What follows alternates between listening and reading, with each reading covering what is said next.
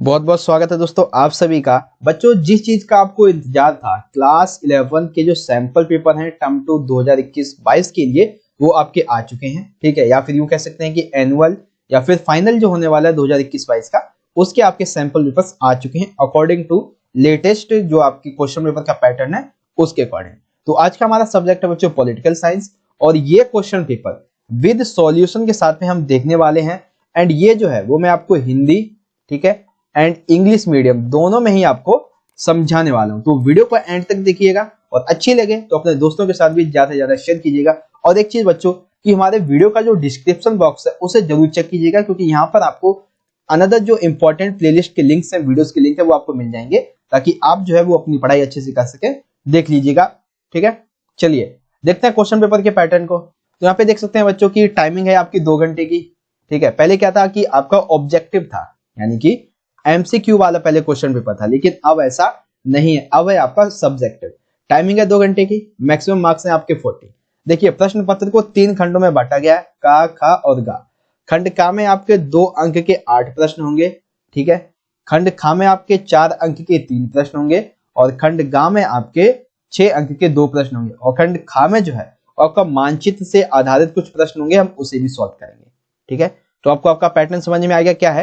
ये according to latest जो pattern है उसके लिए है। अगर इसमें कोई चेंजेस होता है तो उसकी मैं एक वीडियो बना के आपको डिस्क्रिप्शन बॉक्स में प्रोवाइड करवा दूंगा, अगर चेंजेस होता है तो। अगर नहीं होता है तो आपके लिए ऐसे ही और भी, देखिए यहाँ पे मैंने क्या लिख रखा है कि सैंपल पेपर सॉल्यूशन 1, मैं आपको ऐसे ही 8-10 सैंपल पेपर करवाऊंगा, ताकि आपकी जो तैयारी है वो और अच्छी से हो सके।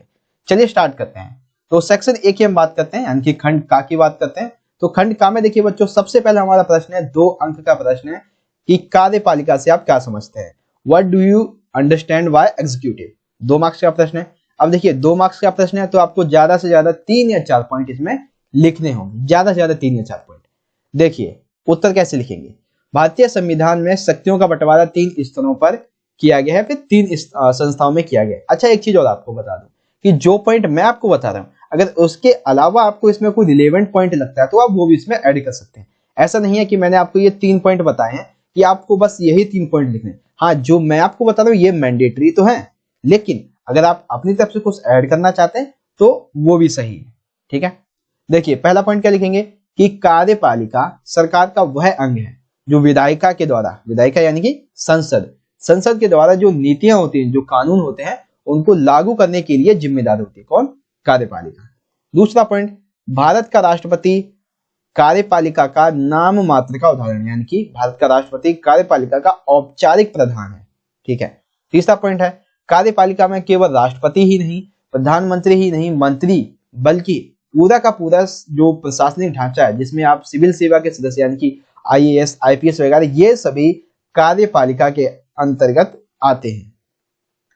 ठीक है, तो अगर 2 मार्क्स में पूछा जाएगा तो आप ये ज्यादा से ज्यादा 3 से 4 पॉइंट लिखेंगे तो आपको 2 मार्क्स मिल जाएंगे।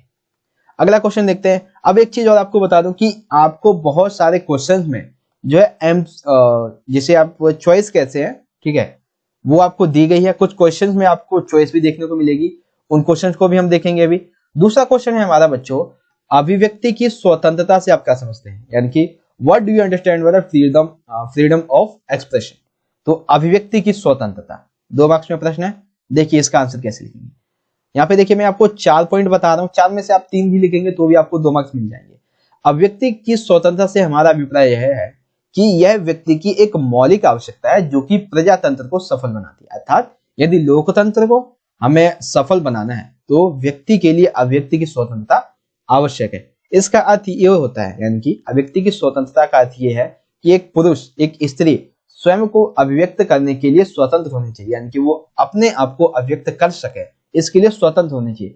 जैसे कि लिखने की उन्हें स्वतंत्रता होनी चाहिए, कार्य करने की स्वतंत्रता होनी चाहिए, चित्र बनाने की, बोलने की, अपनी कला को और अधिक बढ़ाने की उन्हें स्वतंत्रता होनी चाहिए।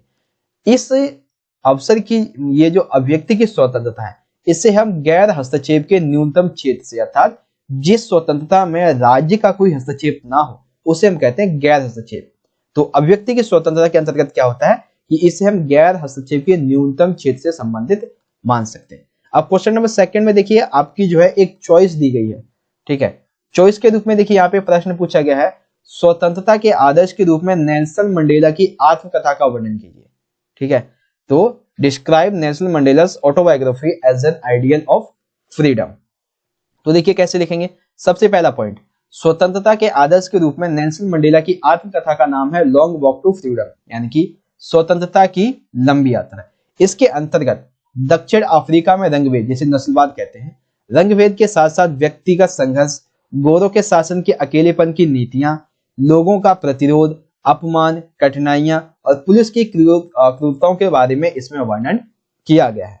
दक्षिण अफ्रीका के सभी लोगों की आजादी के लिए बाधाओं को दूर करने के लिए, अन्याय के खिलाफ संघर्ष करने के लिए नेल्सन मंडेला ने अपने जीवन के 28 साल जेल में गुजारे।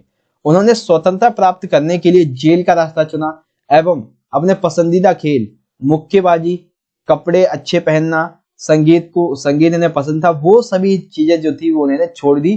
किस लिए? ताकि अफ्रीका में ये जो एक संघर्ष चल रहा है उसे खत्म किया जा सके। ठीक है, तो ये आपको समझ में आ गया नेल्सन मंडेला की आत्मकथा। तो क्वेश्चन नंबर सेकंड आपका कंप्लीट हो गया। अब व्यक्ति की स्वतंत्रता क्या है और एक आदर्श के बारे में। अगला क्वेश्चन नंबर थर्ड, समानता के प्रति मार्क्सवादी विचारों का वर्णन कीजिए। समानता के प्रति मार्क्सवादी, describe the Marxist views towards equality. तो सबसे पहला पॉइंट, मार्क्सवादी दलील देते हैं कि खाईनुमा असमानताओं का बुनियादी कारण महत्वपूर्ण आर्थिक संसाधनों जैसे कि जल, जंगल, जमीन या तेल समेत अन्य प्रकार पर निजी स्वामित्व है। अर्थात ये जो समाज में अमीरी गरीबी का, ठीक है, मान लीजिए किसी के पास अगर 100 रुपए है और किसी के पास एक वक्त का खाना भी नहीं है, तो इन सभी का कारण क्या है? इन सभी का कारण है संपत्ति का निजी स्वामित्व। ये कहते हैं कि निजी स्वामित्व मालिकों के वर्ग को सिर्फ अमीर नहीं है कि वो उन्हें अमीर नहीं बनाता है, अमीर बनाने के साथ साथ उन्हें राजनीतिक ताकत भी देता है। और जब राजनीतिक ताकत देता है तो सिंपल सी बात है, ये लोग लोकतंत्र के लिए खतरा बन जाते हैं। दोनों का, यानी कि समाजवादी और मार्क्सवादी, ये दोनों का कहना यह है कि सामाजिक रुतबे एवं विशेष अधिकार की वजह से आर्थिक असमानता उत्पन्न होती है और इसको खत्म करने के लिए हमें व्यक्ति को उनके कार्य कौशल के आधार पर अवसरों की समानता देनी चाहिए ताकि वो भी अपना विकास कर सके और समाज में जो समानता है वो स्थापित की जाती है। ठीक है, तो ये समानता के प्रति मार्क्सवादी विचार थे। अगला क्वेश्चन है क्वेश्चन नंबर 4, राष्ट्रपति के विशेष अधिकार लिखिए। ठीक है, देखिए यहाँ पे पूछा गया है, लिखना है, वर्णन नहीं करना है। 2 अंक हैं और आपको पता है कि 3 विशेष अधिकार हैं। तो सबसे पहला क्या है, देखिए इंग्लिश में पढ़ लेते हैं, राइट द, ठीक है, पहला पढ़ते हैं कि विधेयक को सदनों को पुनर्विचार के लिए लौटा सकते हैं। अर्थात जो राष्ट्रपति है, जब संसद के द्वारा विधेयक राष्ट्रपति के पास भेजा जाता है तो राष्ट्रपति चाहे तो उस विधेयक को संसद में पुनर्विचार के लिए भेज सकता है अगर उसे कोई कमी लगती है तो। दूसरा, वीटो शक्ति का प्रयोग करके संसद के द्वारा राष्ट्रपति पारित विधेयकों को स्वीकृति देने में विलंब कर सकता है। अर्थात जो राष्ट्रपति है वो अपनी वीटो शक्ति का उपयोग करके जो विधेयक होते हैं उन्हें स्वीकृति देने में विलंब कर सकता है। सिर्फ जो धन विधेयक है उसे 14 दिन के अंदर मंजूरी देनी पड़ती है, बाकी अन्य विधेयकों को ये लंबे समय तक अपने पास रख सकता है। तीसरा, चुनाव के बाद कई नेताओं के दावे के समय निर्णय करे कि प्रधानमंत्री कौन बनेगा। अर्थात जब लोकसभा भंग हो जाती है, ठीक है, तो उस दौरान क्या होता है कि चुनाव होते हैं, तो चुनाव के बाद जो नेता होते हैं किसी को पूर्ण बहुमत नहीं मिलता है, तो ऐसे में इसका एक विशेष अधिकार ये होता है कि यह तय करता है कि प्रधानमंत्री कौन बनेगा। ठीक है, तो ये होते हैं राष्ट्रपति के कुछ जो विशेष अधिकार हैं उसके बारे में। अगला क्वेश्चन है क्वेश्चन नंबर 5। क्वेश्चन नंबर 5 में देख सकते हैं यहाँ पे एक आपके लिए चॉइस दी गई है। ठीक है, देखिए प्रश्न 5 है, समानता के तत्व लिखिए। ठीक है, राइट द एलिमेंट्स यानी कि फीचर्स ऑफ सिमिलैरिटी। तो स्वतंत्र सिमिलैरिटी कह लीजिए या फिर इक्वालिटी कह लीजिए, ठीक है, दोनों एक ही है। तो समानता के तत्व यानी कि विशेषताएं हमें लिखनी है। तो सबसे पहली विशेषता, विशेष अधिकारों की अनुपस्थिति, अर्थात समाज में व्याप्त सभी विशेष अधिकारों को समाप्त करना होगा जिससे अन्य लोगों के अधिकार उन्हें मिल सके। अर्थात समानता जो है उसकी एक सबसे बड़ी विशेषता यह है कि ये विशेष अधिकारों को समाप्त करना चाहती है। क्यों? क्योंकि जब समाज में व्याप्त सभी विशेष अधिकार समाप्त हो जाएंगे तभी बाकी के जो अन्य लोग हैं उन्हें अपने अधिकार मिल पाएंगे। दूसरा पॉइंट है कि समाज में सभी को विकास के समान अवसर जो है वो उपलब्ध कराए जाने चाहिए। तीसरा है, सभी व्यक्ति की जो न्यूनतम आवश्यकता होती है, न्यूनतम आवश्यकता जैसे कि जल, रोटी, कपड़ा, ये सभी जो है उसको पाने के लिए उन्हें कुछ रोजगार के अवसर मिलने चाहिए। फोर्थ है तर्क संगत भेदभाव, अर्थात जो जैसा है उसके साथ वैसा भेदभाव। अर्थात मान लीजिए कि कोई व्यक्ति जो है वो कठिन कार्य करता है, ठीक है, और कोई जो है वो एक साधारण काम करता है, तो साधारण काम करने वाले को जो मेहनताना है वो अगर 10 रुपए देना है तो ठीक है, और जो कठिन वाला है अगर उसे आप 50 देते तो ये भी ठीक है। क्यों? क्योंकि खतरे, स्थिति और कार्यभार इन सभी को देखते हुए जो ये मेहनताना जो दिया जा रहा है, रोजगार जो दिया जा रहा है, ये सही है। तो इसी को यहाँ पे बताया गया है। एक उदाहरण और लेते हैं कि मान लीजिए एक तरफ है विकलांग और एक है साधारण, तो विकलांग वाले व्यक्ति के साथ में हमें कुछ अलग व्यवहार की जरूरत पड़ेगी और साधारण व्यक्ति के साथ में कुछ अलग व्यवहार की। तो यही बताया गया है कि तर्क संगत भेदभाव, अर्थात जो जैसा है, ठीक है, समानों में समानता तथा असमानों में असमानता का व्यवहार करना चाहिए। तो ये हो गए समानता के तत्व। देखिए मैं आपको जो 2 मार्क्स के प्रश्न है उसमें भी आपको 4-5 पॉइंट बता रहा हूं। अब इसमें से आप अगर 3 पॉइंट याद रख लेते, 3 या 4 पॉइंट, तो आपके लिए काफी है। अब देखिए ये प्रश्न काफी अच्छा है कि प्राकृतिक असमानता तथा समाज जनित असमानता क्या है। Explain natural inequality and social inequality. तो सबसे पहले प्राकृतिक असमानता, ये जो है वो लोगों की जन्मजात विशेषताओं और योग्यताओं का परिणाम माने जाते हैं, यानी कि ये जन्मजात विशेषताएं होती हैं। प्राकृतिक विभिन्नता को बदला नहीं जा सकता है। अर्थात मान लीजिए कि कोई व्यक्ति जो है उसका दिमाग काफी मंद बुद्धि है तो उसे हम नहीं बदल सकते, किसी का दिमाग तेज है तो उसे भी नहीं बदल सकते, क्योंकि तेज है तो अच्छी बात है, मंद बुद्धि है तो भी अच्छी बात है। क्यों? इन चीजों को हम बदल नहीं सकते। तो ये होती है प्राकृतिक असमानता। उसके बाद है लोगों में ये जो प्राकृतिक असमानता है ये उनकी क्षमताओं, उनकी प्रतिभा, इसके कारण पैदा होती है। वहीं समाज जनित समानता असमानता जो होती है ये क्या होती है? ये ऐसी असमानताएं होती है जिसे समाज ने पैदा किया, जैसे कि समाज में अवसरों की असमानता होने या किसी समूह के द्वारा दूसरे के द्वारा शोषण किए जाने से पैदा होती है। अर्थात समाज में जो अवसरों की असमानता होती है वो कैसे पैदा होती है? एक समूह के द्वारा दूसरे समूह का जब शोषण किया जाता है, उसे रोका जाता है, तब पैदा होती है। समाज में जो लोग हैं आजकल क्या है कि जो बौद्धिक कार्य करते हैं, अर्थात मान लीजिए कि कोई व्यक्ति जो है वो एक अध्यापक है, ठीक है, तो ये बौद्धिक कार्य करता है, तो लोग क्या करेंगे कि इसको अधिक महत्व देंगे, अधिक सम्मान देंगे। वही शारीरिक कार्य करने वाले को, यानी कि मान लीजिए कि कोई एक मजदूर है तो इसे कुछ ज्यादा सम्मान देगा? नहीं देगा। तो यही चीज है कि ये असमानताएं जो है वो समाज ने पैदा की, ठीक है। तो आपको समझ में आएगी प्राकृतिक असमानता तथा समाज जनित असमानता क्या है। अगला क्वेश्चन नंबर है 6। यहाँ पे भी देखिए इस क्वेश्चन में भी आपको एक अथवा दिया गया है। हालांकि मतलब कि इस क्वेश्चन पेपर में आपको तकरीबन 5 से 6 प्रश्न ऐसे हैं जिसमें आपको अथवा देखने को मिलेगा। क्वेश्चन नंबर 6 है सरकार में प्रधानमंत्री की भूमिका क्या है, अर्थात what is the role of the prime minister in the government. देखिए सबसे पहला पॉइंट है सरकार में सर्वोपरि स्थान। हमें पता है कि प्रधानमंत्री का जो स्थान है वो सरकार में सर्वोपरि होता है। क्यों? क्योंकि मंत्री परिषद तभी अस्तित्व में आती है जब प्रधानमंत्री अपने पद की शपथ ग्रहण करता है। अब है मंत्री परिषद का प्रधान। इस पॉइंट को मैं इसी में ले सकता था, लेकिन आपको 3-4 पॉइंट बताने, तो इसके लिए मैंने इसको अलग कर दिया कि प्रधानमंत्री मंत्री परिषद का प्रधान होता है। अर्थात मैंने अभी आपको यहाँ पे क्या बताया कि मंत्री परिषद तभी अस्तित्व में आती है जब प्रधानमंत्री अपने पद जो पद है उसकी शपथ ग्रहण करता है। तो इसीलिए जो मंत्री परिषद का प्रधान होता है वो कौन होता है? प्रधानमंत्री। प्रधानमंत्री ही यह तय करता है कि उसके मंत्री परिषद में कौन कौन से लोग हैं, कौन कौन से लोग होंगे, कौन कौन से मंत्री बनेंगे, एवं जो ये विभिन्न लोग हैं इन मंत्रियों को कौन कौन से स्तर दिए जाएंगे, कौन कौन से मंत्रालय दिए जाएंगे। तीसरा है बहुमत प्राप्त दल का नेता। अर्थात प्रधानमंत्री की मृत्यु या त्याग पत्र से पूरी की पूरी मंत्री परिषद भंग हो जाती है, अर्थात सरकार गिर जाती है। अर्थात प्रधानमंत्री लोकसभा में बहुमत प्राप्त दल का नेता होता है। जैसे ही वह अपनी बहुमत खो देता है वह अपना पद भी खो देता है।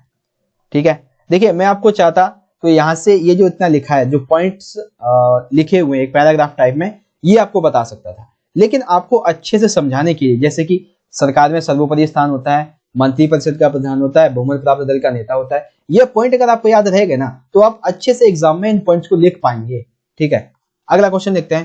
क्वेश्चन मतलब कि क्वेश्चन नंबर 6 का ही है, अथवा वाला प्रश्न है ये कि प्रधानमंत्री के शक्ति के क्या स्रोत है। What are the sources of power of the prime minister. तो देखिए प्रधानमंत्री की जो शक्तियां हैं और उनका प्रयोग तत्कालीन राजनीतिक परिस्थितियां जो होती है उन पर निर्भर करता है। जैसे कि देखिए स्रोत की बात करते हैं, मंत्री परिषद में प्रमुख प्रधानमंत्री होता है। अर्थात जो मंत्रिपरिषद होती है उसका प्रमुख कौन होता है? प्रधानमंत्री। प्रधानमंत्री राष्ट्रपति तथा संसद के बीच एक सेतु का कार्य करता है। प्रधानमंत्री की पहुंच मीडिया तक होती है। प्रधानमंत्री के चुनाव के दौरान उसका व्यक्तिगत उभार होता है। प्रधानमंत्री जब विदेशी यात्राओं में, अंतर्राष्ट्रीय सम्मेलनों में जाते हैं तब उसकी एक राष्ट्रीय नेता की जो छवि होती है वो उभर कर आती है। तो ये कुछ है प्रधानमंत्री के शक्ति के स्रोत। चलिए अगला क्वेश्चन देखते हैं। क्वेश्चन नंबर है 7। संसद के कोई 4 प्रमुख कार्य लिखिए। ठीक है, यानी कि 0.5 × 4 = 2 मार्क्स। तो 4 आपको बताने। सबसे पहला पॉइंट, केंद्र तथा राज्य स्तर पर यह कानून बनाती है, हमें पता है। संसद संविधान में संशोधन कर सकती है। तीसरा है, सरकार के बड़े पद पर आसीन अधिकारियों की नियुक्ति करती है एवं उन्हें अपदस्थ कर सकती है, जैसे कि राष्ट्रपति पे महाभियोग के द्वारा उसको हटा सकती है। वहीं न्यायपालिका का जो न्यायाधीश होता है उसको भी महाभियोग के द्वारा हटा सकते हैं। उसके लागू कर उसको पद दिलाने के लिए ये काफी महत्वपूर्ण भूमिका निभाती है। विभिन्न तरीकों से कार्यपालिका पर यानी कि नियंत्रण रखती है। जो कार्यपालिका होती है उस पर कई तरीकों से क्या करती है, जो संसद होती है वो नियंत्रण रखती है। ठीक है, तो ये 4 कार्य हो गए संसद के। बहुत ही आसान से प्रश्न है। अगला देखते हैं क्वेश्चन नंबर है 8 पे प्रश्न में पूछा गया है कि समानता को बढ़ावा देने के लिए, ठीक है, समानता को बढ़ावा देने के लिए औपचारिक जो समानता है इसकी स्थापना करना सही है, समझाइए। It is right to establish formal equality to promote equality. Explain. चलिए एक्सप्लेन करते हैं। समानता का अर्थ क्या होता है? समानता का अर्थ होता है कि समाज में किसी व्यक्ति या वर्ग, देखिए समाज में किसी व्यक्ति के साथ में वर्ग, जाति, रंग, क्षेत्र, धर्म, आर्थिक स्तर पर भेदभाव की मनाही तथा सबको समान अवसर प्राप्त हो। पहला पॉइंट, असमानता और विशेष अधिकार की औपचारिक व्यवस्था को समाप्त करना, अर्थात जो असमानता समाज में फैली हुई है, जो विशेष अधिकार लोगों को प्राप्त है, जो एक औपचारिक व्यवस्था फैली हुई है, इसको समाप्त करना चाहिए। ठीक है। दूसरा पॉइंट, भारत में समान अवसरों की एक विशेष समस्या क्या है? समस्या जो है वो सुविधाओं की कमी नहीं है। भारत में सुविधाएं तो बहुत सारी हैं, लेकिन ये जो सुविधाएं होती है वो लोगों तक पहुंच नहीं पाती। क्यों? क्योंकि कुछ सामाजिक रीति रिवाज ऐसे होते हैं जो लोगों को उन अवसरों तक पहुंचने से रोकते हैं। जैसे महिलाएं हैं, उनको क्या कहते हैं कि वो सिर्फ चूल्हा चौका घर के लिए, काम के लिए ही बनी है।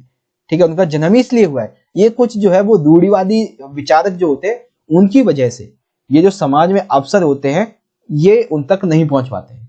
अब जैसे कि भारत का जो संविधान है, इसने बहुत बड़ा कदम उठाते हुए छुआछूत की जो प्रथा है इसका उन्मूलन किया। ठीक है, ये चीज आपको समझ में आ गई कि समानता को बढ़ावा देने के लिए औपचारिक समानता की स्थापना करना सही है। चलिए एक बात से हम 2 मार्क्स के सभी प्रश्न एक बार फिर से देख लेते हैं। सबसे पहला प्रश्न, कार्यपालिका क्या है? अभिव्यक्ति की स्वतंत्रता क्या है? स्वतंत्रता के आदर्श के रूप में नेल्सन मंडेला की आत्मकथा। समानता के प्रति मार्क्सवादी विचार। राष्ट्रपति के विशेष अधिकार। समानता के तत्व। प्राकृतिक असमानता तथा सामाजिक असमानता। सरकार में प्रधानमंत्री की भूमिका क्या है? प्रधानमंत्री की शक्ति के स्रोत क्या है? संसद के कोई 4 प्रमुख कार्य। समानता को बढ़ावा देने के लिए औपचारिक समानता की स्थापना करना सही। चलिए अब देखते हैं 4 मार्क्स के प्रश्न। सेक्शन बी यानी कि खंड का है, विधायिका द्वारा कार्यपालिका पर नियंत्रण किस प्रकार रखा जाता है? 4 अंक का। How to control placed on the executive by the justice.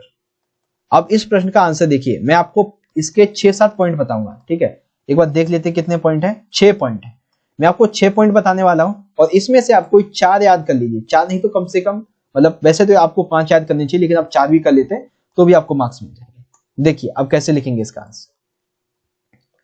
एक सेकेंड, हाँ क्वेश्चन नंबर 9 है। देखिए, विधायिका में कुछ भी कहने के बावजूद किसी सदस्य के विरुद्ध कोई कानूनी कार्यवाही नहीं की जा सकती है। इसे संसदीय विशेष अधिकार कहते हैं। विधायिका के अध्यक्ष को संसदीय विशेष अधिकार के हनन के मामले में अंतिम निर्णय लेने की शक्ति होती है। अर्थात जब देखिए बहस होती है, वाद विवाद होता है, तो कभी कभी वल्गर लैंग्वेज का भी उपयोग हो जाता है। तो ऐसे में किसी भी व्यक्ति पर कोई कार्यवाही नहीं की जा सकती। क्यों? क्योंकि इसे हम संसदीय विशेष अधिकार कहते हैं। अगर कार्यवाही करनी भी है तो जो विधायिका का अध्यक्ष होगा, जैसे लोकसभा का अध्यक्ष कौन होता है और राज्यसभा का जो अध्यक्ष होता है, वो जो है इस संसदीय विशेष अधिकार के हनन के मामले में अंतिम निर्णय लेगा। अब हम देखते हैं कि नियंत्रण किस प्रकार से रखती है। तो सबसे पहला है बहस तथा वाद विवाद।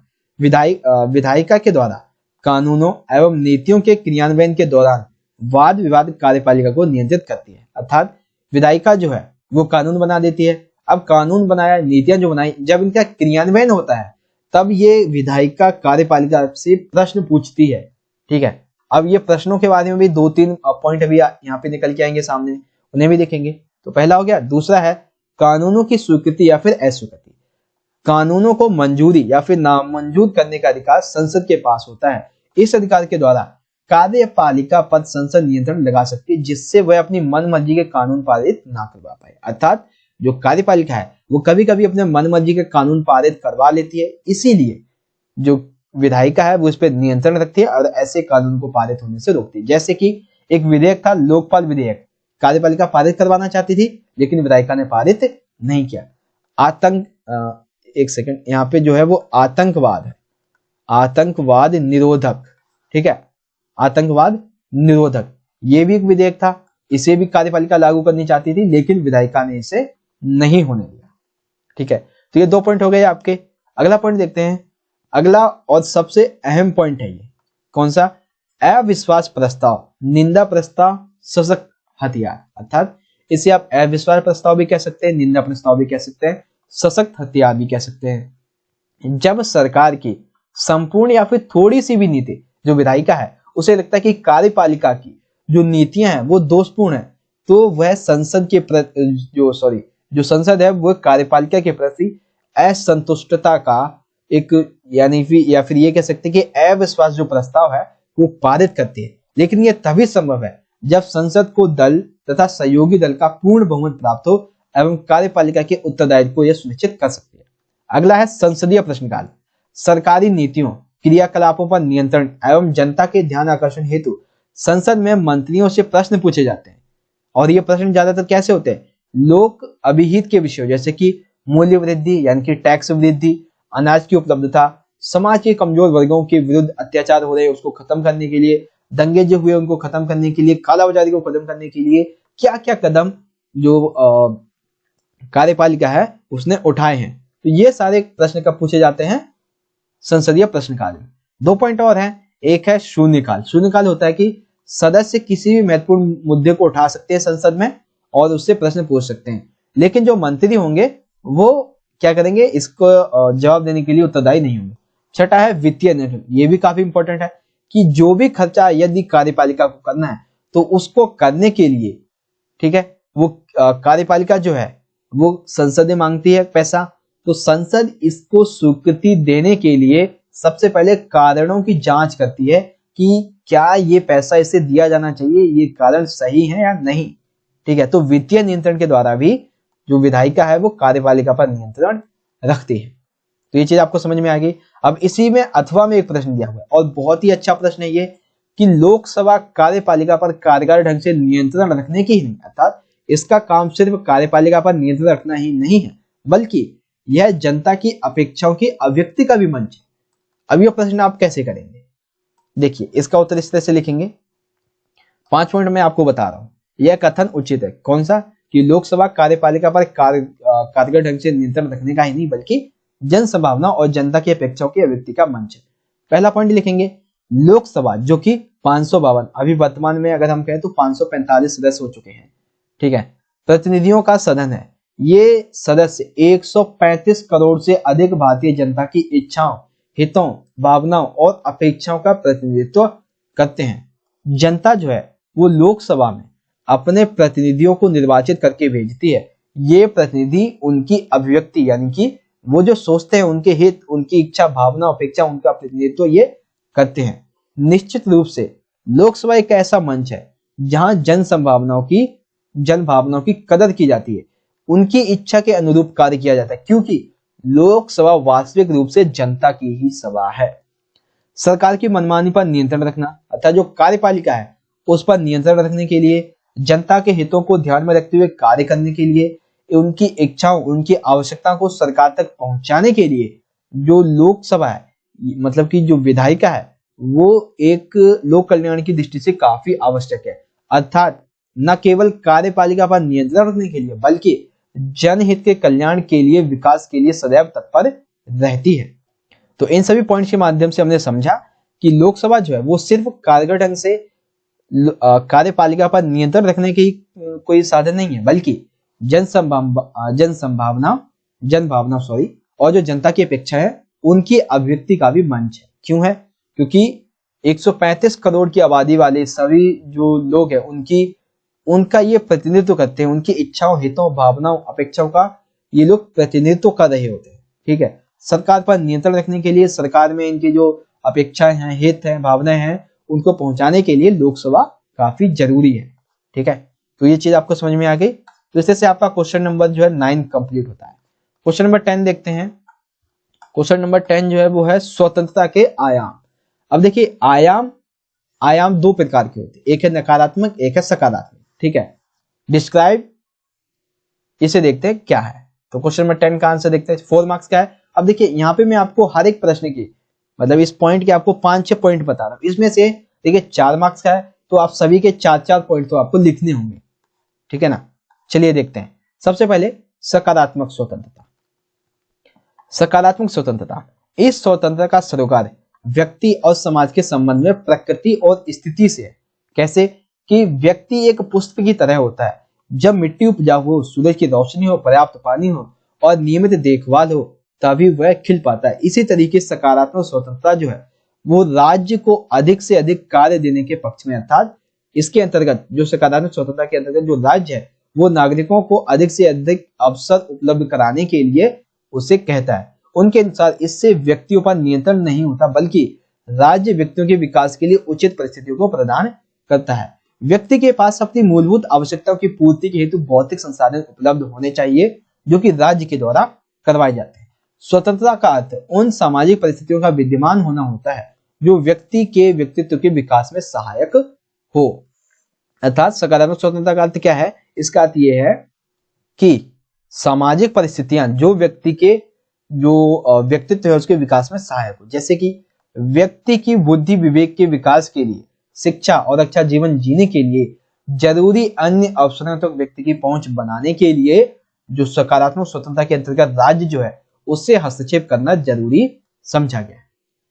चलिए नकारात्मक स्वतंत्रता देखते हैं। नकारात्मक स्वतंत्रता के अंतर्गत इसका अभिप्राय ये होता है कि मनुष्यों पर किसी भी प्रकार के बंधनों से अभाव, अर्थात किसी भी प्रकार का कोई बंधन नहीं होना चाहिए।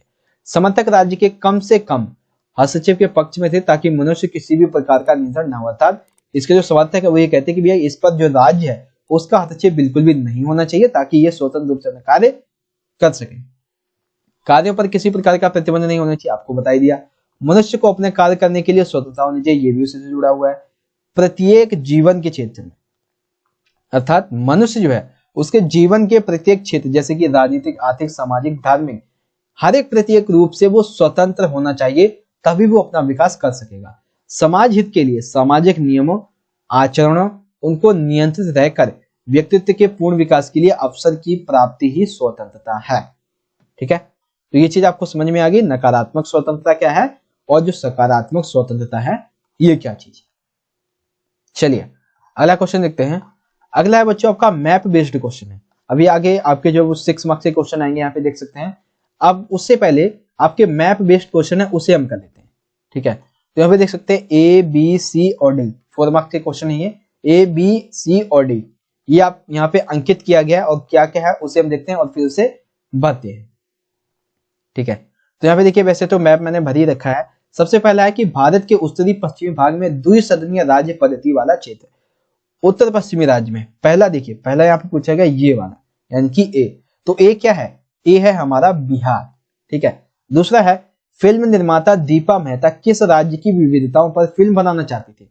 तो वो यहाँ पर जो उत्तर प्रदेश में, ये जो बी आपको दिख रहा है, उत्तर प्रदेश में जो काशी है, वाराणसी का काशी, यहाँ पर ये बनाना चाहती थी एक फिल्म जो कि इनको बनानी थी। फिर है तीसरा, वर्तमान में भारत के प्रधानमंत्री किस शहर थे? तो ये आप सभी को पता होगा, गुजरात से हमारे माननीय प्रधानमंत्री श्री नरेंद्र मोदी जी, वो कहां से हैं? गुजरात से हैं। फिर है भारत का सबसे शिक्षित राज्य, ये भी आप सभी को पता होगा, यहाँ पे है केरल, तो ये हो जाएगा हमारा केरल। ठीक है, तो ये चीज आपको समझ में आ गई, मैप बेस्ड जो क्वेश्चन है। अब इसमें एक चीज और है कि जो विजुअल एम्पायर्ड वाले छात्र हैं, ठीक है, दृष्टिबाधित जो बच्चे हैं, उनको मैप में इस मैप में नहीं लिखना है, बल्कि उनको क्या करना है, ये जो नाम है ये, जैसे कि देखिए पहला क्या है, उत्तर पश्चिमी राज्य वाला पश्चिमी क्षेत्र कौन सा है, तो ये है बिहार, ये आपको बता देना है, ठीक है। और ये चीज जो है इस तरह से आप बिहार की जगह आप उत्तर प्रदेश भी लिख सकते हैं, ये क्योंकि उत्तर प्रदेश भी है, तो इन दोनों में से कोई भी आप लिख सकते हैं। इसका भी आप जो है ये जो गुजरात है ये वाला, इसका आप गुजरात लिख सकते हैं। सबसे शिक्षित राज्य कौन सा है, केरल, ये आप लिख सकते हैं। तो ये सारी चीजें जो है वो विजुअल एम्पायर्ड बच्चों के लिए है, ठीक है। तो यहाँ पे सेक्शन बी आपका खत्म हो गया। सेक्शन सी, और सबसे महत्वपूर्ण सबसे बड़े बड़े प्रश्न अब आपके आएंगे। खंडगा है, सर्वोच्च न्यायालय के क्षेत्र अधिकारों का वर्णन कीजिए, 6 मार्क्स, ठीक है। देखिए, तो सर्वोच्च न्यायालय के पास मौलिक अधिकार, रिट संबंधी अधिकार, अपीली, सलाह संबंधी क्षेत्र अधिकार है, जो कि इसे काफी मजबूत बनाते हैं। सबसे पहला है मौलिक क्षेत्र अधिकार। अब देखिए, जैसा कि नाम है मौलिक, अब इसे आप ये मत समझ लीजिएगा कि मौलिक अधिकार से संबंधित है, नहीं, यहाँ पे मौलिक से मतलब है कि सर्वोच्च न्यायालय का ये मौलिक है, उसकी जरूरत उसके लिए काफी जरूरी है। कैसे कि कुछ मुकदमों की सुनवाई सीधे सर्वोच्च न्यायालय कर सकता है। ऐसे मुकदमों में पहले निचली अदालतों में सुनवाई जरूरी नहीं होती है। केंद्र राज्य व्यवस्था पर उठे मुकदमों को सिर्फ सर्वोच्च न्यायालय ही हल करता है। साथ ही केंद्र और राज्य की शक्तियों को संविधान के अनुसार भी व्याख्या भी करता है, ठीक है। तो मौलिक क्षेत्र अधिकार के अंतर्गत ये 2 पॉइंट आप लिखेंगे। देखिए बच्चों, वीडियो आपकी अराउंड जो है वो 45 मिनट्स की बनेगी, तो ध्यान से देखिए, क्योंकि आप सभी को सभी जो पॉइंट्स हैं वो अच्छे से क्लियर करवाए जा रहे हैं। देश संबंधी क्षेत्र अधिकार, मौलिक अधिकारों के उल्लंघन को रोकने के लिए सर्वोच्च न्यायालय अपने विशेष आदेश रिट के रूप में दे सकता है। उच्च न्यायालय भी रिट जारी कर सकता है। बहुत सारे रिट होते हैं, जैसे कि बंदी प्रत्यक्षीकरण हो गया, परमादेश हो गया, निषेध आदेश हो गया, बहुत सारे होते हैं। इन रिटों के माध्यम से न्यायालय कार्यपालिका को कुछ करने या ना करने का अधिकार दे सकता है, ठीक है। तो ये रिट हो गए, तो ये दूसरा पॉइंट हो गया। तीसरा है अपीली क्षेत्र अधिकार, ठीक है। तीसरा है अपीली क्षेत्र अधिकार। इसके अंतर्गत क्या होता है, इसका अर्थ है कि सर्वोच्च न्यायालय पूरे मुकदमे पर पुनर्विचार करेगा, यानी कि 0 से 100 तक वो दोबारा से शुरू करेगा, उसके कानूनी मुद्दों की दोबारा जांच करेगा। कोई भी व्यक्ति उच्च न्यायालय के निर्णय के विरुद्ध सर्वोच्च न्यायालय में अपील दायर कर सकता है, लेकिन इसके लिए उसे एक प्रमाण पत्र देना पड़ेगा कि हाँ, ये मामला जो है, ये जो उनकी जो समस्या है वो सर्वोच्च न्यायालय में अपील करने लायक है या नहीं है। सर्वोच्च न्यायालय अपनी निम्न अदालतों के फैसलों को बदल सकता है एवं अपने तरीके से पुनर्निर्णय ले सकता है। पॉइंट 4 है सलाह संबंधी क्षेत्र अधिकार। केंद्र तथा राज्य व्यवस्था पर उठे जो मुकदमे होते हैं उनको सर्वोच्च न्यायालय हल करता है। साथ ही वह केंद्र राज्य की शक्तियों का भी संविधान के अनुसार व्याख्या करता है। भारत का राष्ट्रपति लोकहित और संविधान की व्याख्या से संबंधित किसी भी विषय को सर्वोच्च न्यायालय भेज सकता है, लेकिन सर्वोच्च न्यायालय इस फैसले को मानने के लिए बाध्य नहीं होता है। तो ये चीज आपको समझ में आ गई, कौन कौन सी सलाह संबंधी क्षेत्र अधिकार, अपीली क्षेत्र अधिकार, रिट संबंधी क्षेत्र अधिकार और मौलिक क्षेत्र अधिकार। चलिए अगला देखते हैं। इसी का अथवा में प्रश्न दिया हुआ है। अथवा में है न्यायिक सक्रियता क्या है, डिस्क्राइब जुडिशियल एक्टिविज्म। तो भारत में जो न्यायिक सक्रियता है इसका मुख्य साधन है जनहित याचिका या फिर सामाजिक व्यवहार याचिका। न्यायिक सक्रियता मौलिक अधिकारों की सुरक्षा से जुड़ी है, जिससे मौलिक अधिकारों के विषय को क्षेत्र को बढ़ाने में मदद मिली है। अपने अधिकार का उल्लंघन होने पर या किसी विवाद में फंसने पर कोई भी व्यक्ति इंसाफ पाने के लिए अदालत का दरवाजा खटखटा सकता है। जनहित याचिका 1979 से 1980 के बाद जनहित याचिका और न्यायिक सक्रियता के द्वारा न्यायाधीश ने उन मामलों में अपनी रुचि दिखाई जहां समाज के कुछ वर्ग के जो लोग थे उन्हें आसानी से अदालत की सेवाएं नहीं प्राप्त हो पाती थी। आगे न्यायपालिका ने न्याय व्यवस्था को आम जनता की जीवन दशा को सुधारने के लिए, उसे मूलभूत मानवीय अधिकार दिलाने के लिए, सक्रिय भागीदार बनाने के लिए ये जो जनहित याचिका है, न्यायिक सक्रियता है, इसको और अधिक बढ़ाया है। अब देखिए इसी में एक अलग से क्वेश्चन बन सकता है कि जो न्यायिक सक्रियता है या फिर सर्वोच्च न्यायालय को मौलिक अधिकारों का सबसे बड़ा संरक्षण माना जाता है, इसमें अलग से ये प्रश्न बन सकता है। तो जब न्यायिक सक्रियता की बात होगी तो आप ये 4 पॉइंट लिखेंगे, ठीक है। अभी 6 मार्क्स में ये 4 पॉइंट लिखेंगे और 2-3 पॉइंट आप यहाँ पे जो नीचे है ये वाले न्यायिक सक्रियता के जो नकारात्मक पहलू हैं इनके बारे में लिखिए। ठीक है, जब आपका क्वेश्चन 6 मार्क्स में आएगा। अगर अलग से एक क्वेश्चन पूछ लिया जाए, सर्वोच्च न्यायालय के मौलिक अधिकारों का सबसे बड़ा संरक्षण माना जाता है, तो क्या करेंगे आप, ये 4 मार्क्स में जो मैं आपको 4 पॉइंट अभी बताऊंगा वो आप लिख देंगे। लेकिन जब 6 मार्क्स में पूछा जाएगा तो सिर्फ और सिर्फ आप ये एक लाइन लिख देंगे। ठीक है, इस क्वेश्चन के अंतर्गत। चलिए इसे समझते हैं। सर्वोच्च न्यायालय इस मान्यता पर भी जोर देता है कि संविधान के अनुच्छेद 21 जीवन का अर्थ केवल भौतिक अस्तित्व की सुरक्षा मात्र नहीं अपितु उसकी जो समस्त नैसर्गिक शक्तियां हैं वो भी प्राप्त होनी चाहिए।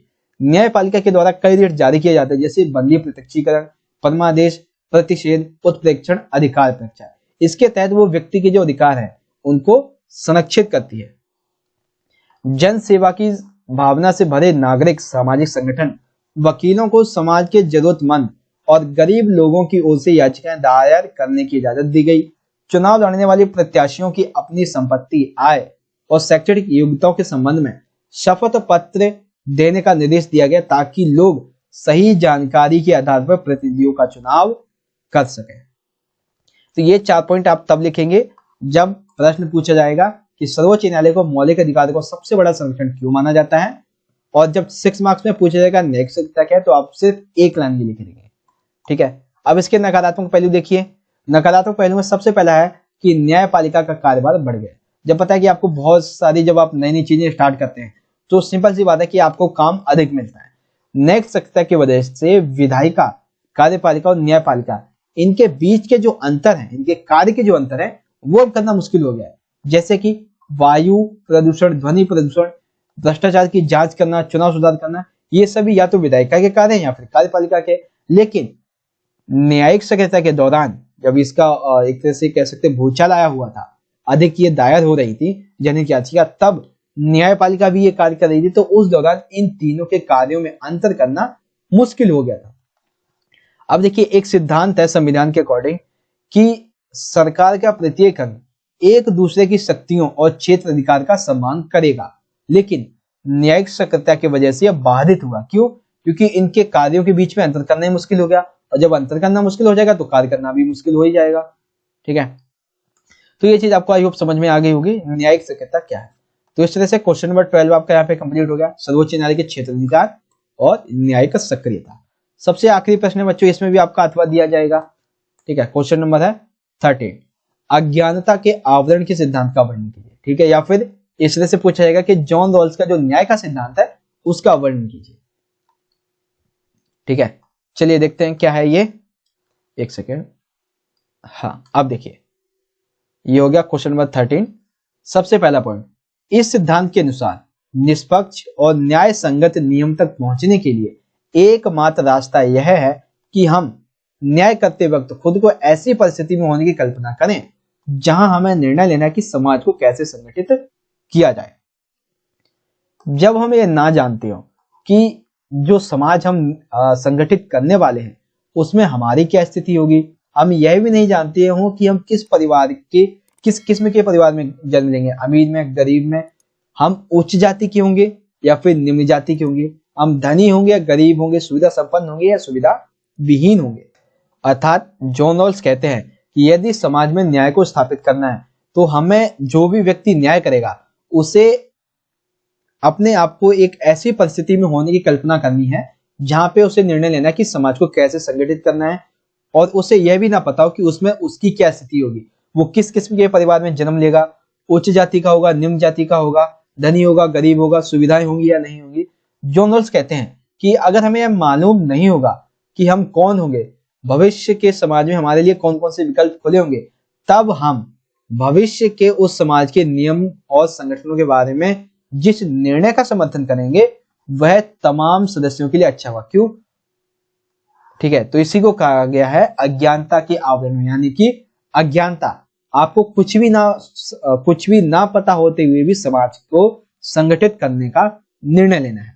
जॉन रॉल्स कहते हैं कि समाज में अपने संभावित स्थान और हैसियत के बारे में पूर्ण अज्ञानता की हालत में हर आदमी जो है, जो ये निर्णय करेगा कि समाज में हर व्यक्ति का जो प्राप्य है वो उसे इतना मिलना चाहिए, तो आमतौर पर व्यक्ति क्या करेंगे, कि अपने खुद के हितों को ध्यान में रखकर फैसला करेगा। यानी कि जब उसे पता है कि यदि समाज में मेरी हालत इस तरह की होगी, मैं ऐसा आदमी बनूंगा, तो वो अपने लिए हित समझेगा। लेकिन जब व्यक्ति को ये ना पता हो कि समाज में उसकी क्या हैसियत होने वाली है, तभी वो सही से निर्णय ले सकेगा। ठीक है। और जो व्यक्ति हैं जब वो ऐसा फैसला कर रहे होंगे, तभी वो सबसे बुरी स्थिति के मद्देनजर भी समाज की कल्पना करेगा। अर्थात यदि कोई व्यक्ति बुरी स्थिति में भी है, तो उस स्थिति में वो अपना विकास कैसे कर सके, ऐसी नीतियां वो बनाएगा। खुद के लिए सोच विचार कर सकने वाले व्यक्ति के सामने यह स्पष्ट रहेगा कि जो जन्म से सुविधा संपन्न है, वे कुछ अवसरों का उपभोग करेंगे। ठीक है। तो इसके बारे में जॉन रॉल्स के न्याय के सिद्धांत के बारे में ये सारी चीजें आई होप आपको समझ में आई होंगी। एक दो पॉइंट और हैं इसके, उसे भी देख लीजिए कि दुर्भाग्यवश यदि किसी व्यक्ति का जन्म वंचित तबके यानी कि जो अनुसूचित जनजाति वाले व्यक्ति होते हैं ऐसे कुछ, तो उनमें उस परिवार में उसका जन्म हो जाता है जहां उसे कोई अवसर ना मिले, तब क्या होगा? तब शिक्षा, स्वास्थ्य, आवास जैसी महत्वपूर्ण संसाधन जो है वो लोगों को प्राप्त होंगे, चाहे वो उच्च वर्ग के हो या फिर धनी वर्ग के हो। तो एक बार देखिए, जो जॉन रॉल्स का न्याय का सिद्धांत है उसे एक बार आप इस तरह से देखिए। अगला प्रश्न है हमारा न्याय के विभिन्न आयाम, इसे अभी हम देखेंगे, लेकिन न्याय का सिद्धांत देखिए कि जॉन रॉल्स जो है वो ये कहते हैं कि ये जो व्यक्ति है, पर्टिकुलर ये जो व्यक्ति है, इससे इस समाज का अगर निर्णय लेना है तो भैया इसे जो है ना वो अपने आप को एक ऐसी स्थिति में कल्पना करना होगा कि इसे नहीं पता है कि समाज में ये जो व्यक्ति है उसके पास पैसा होगा या नहीं होगा। ठीक है। वो बड़ा आदमी बनेगा या नहीं बनेगा, वो निम्न कुल का होगा या नहीं होगा, या फिर वो सुविधा संपन्न होगा या नहीं, मतलब कि वो अपने आप को एकदम जीरो समझे और तब उसे समाज में निर्णय लेना है। तो इसीलिए जो अब यहाँ पे जो निर्णय लिया जाएगा ना वो समाज के सभी व्यक्तियों के लिए सही होगा। तो ये सारी चीजें जॉन रॉल्स के न्याय के सिद्धांत के अंतर्गत बताई गई है। ठीक है बच्चों, तो यहाँ पे आपको समझ में आ गया अज्ञानता के अवधारण के सिद्धांत का वर्णन कीजिए।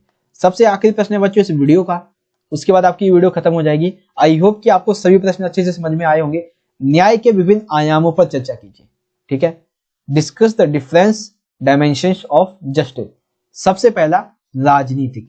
किसी भी लोकतांत्रिक समाज में राजनीतिक न्याय का अर्थ समान राजनीतिक अधिकार को प्रेरित करना है, जैसे कि सार्वभौमिक वैश्य मताधिकार को लोगों तक पहुंचाना। ठीक है। अभिव्यक्ति की स्वतंत्रता, ये सभी चीजें हैं। राजनीतिक न्याय राजनीतिक क्षेत्र में लोगों की स्वतंत्रता एवं निष्पक्ष सहभागिता के लिए होते हैं।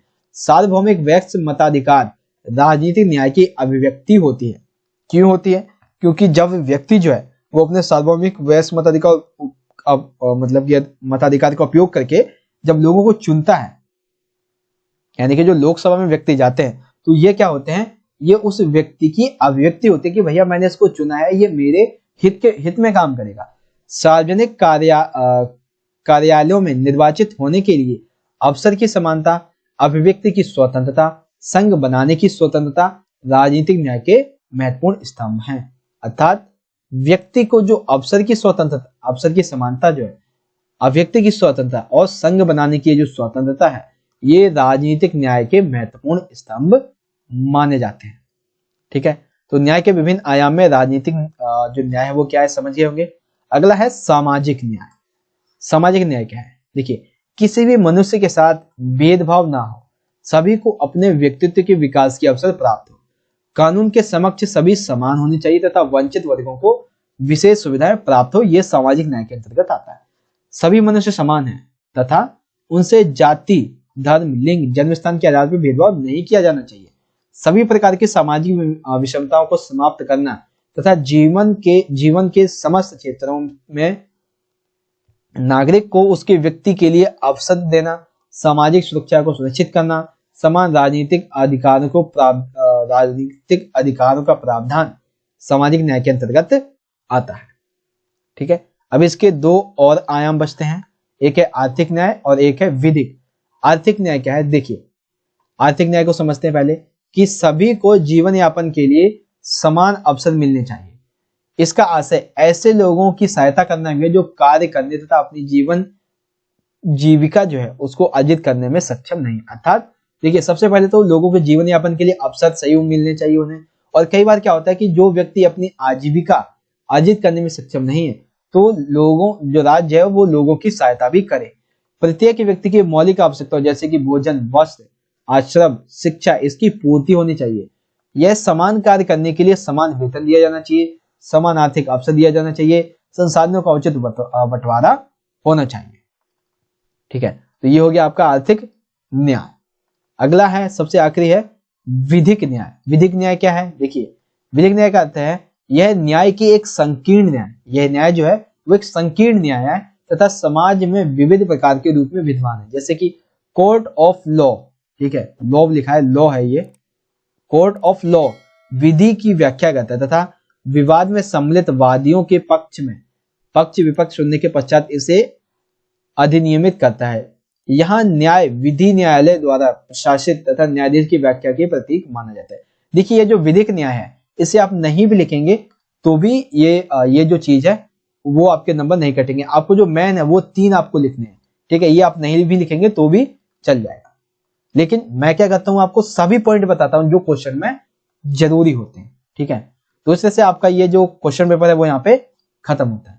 बच्चों, अगर अब आपको ये वीडियो अच्छी लगी हो, वीडियो देखने के बाद, तो अपने दोस्तों को ज्यादा से ज्यादा जरूर शेयर कीजिएगा और लाइक कीजिएगा, क्योंकि जब आप वीडियो लाइक करते हैं तो हमारा मोटिवेशन बढ़ता है, ताकि हम जो है हम इंकरेज होते हैं, हम और भी अच्छी वीडियोस आपके लिए लेकर आए। वीडियो अच्छी लगी है तो कमेंट जरूर कीजिएगा और बताइएगा कि आपको वीडियो कैसी लगी। और अगर आप चैनल पे पहली बार आए हैं तो सब्सक्राइब जरूर कर लीजिएगा। और एक चीज बच्चों, कि चैनल का जो कमेंट बॉक्स है और जो डिस्क्रिप्शन बॉक्स है उसे जरूर चेक कीजिएगा, क्योंकि यहाँ पर मैं आपको कुछ इंपॉर्टेंट लिंक्स जो है वो प्रोवाइड करवा देता हूँ, जो कि आपके लिए काफी इंपॉर्टेंट होते हैं। और अगर आपने अभी तक हमें सोशल मीडिया के अकाउंट पे फॉलो नहीं किया है तो कर लीजिए, क्योंकि वहां पर मैं आपको छोटी छोटी अपडेट्स देता रहता हूँ। तो चलिए दोस्तों, हम मिलेंगे नेक्स्ट वीडियो में। तब तक के लिए आप पढ़ते रहिए और इस क्वेश्चन पेपर की वीडियो को अपने दोस्तों के साथ ज्यादा से ज्यादा जरूर शेयर कीजिए। धन्यवाद। जय हिंद, वंदे मातरम।